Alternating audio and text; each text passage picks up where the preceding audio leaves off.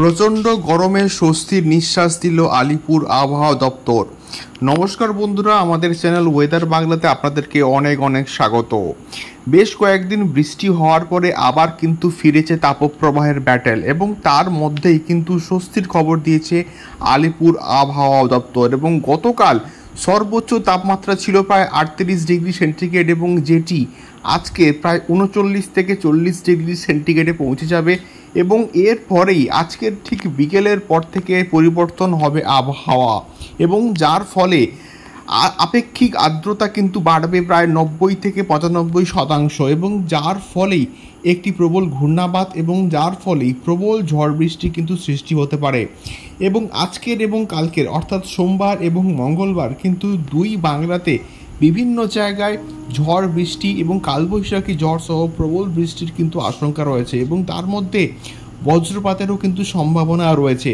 এবং এর মাঝখানে কিন্তু আশঙ্কার এবং তার সঙ্গে সঙ্গে কিন্তু ঘূর্ণিঝড় রেমালের কিন্তু একটা আতঙ্ক সৃষ্টি হয়েছে।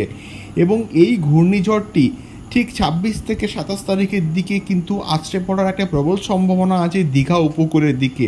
দীঘা উপকূলের দিকে আছড়ে পড়া মানে আমাদের দুই বাংলাতে একটি প্রবল ঝড় বৃষ্টি এবং তার সঙ্গে সঙ্গে বন্যা পরিস্থিতিও কিন্তু সৃষ্টি হতে পারে।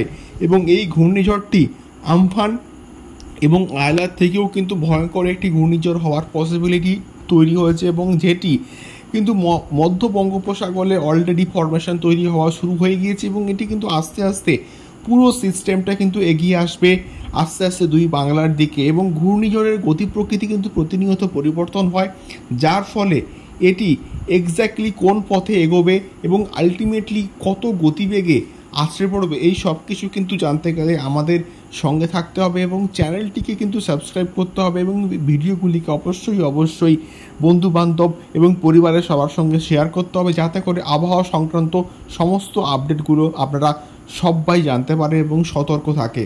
নমস্কার বন্ধুরা, দেখা হচ্ছে পরবর্তী ভিডিওতে আবহাওয়া সংক্রান্ত আরও অনেক এক্সক্লুসিভ আপডেটসকে নিয়ে। নমস্কার।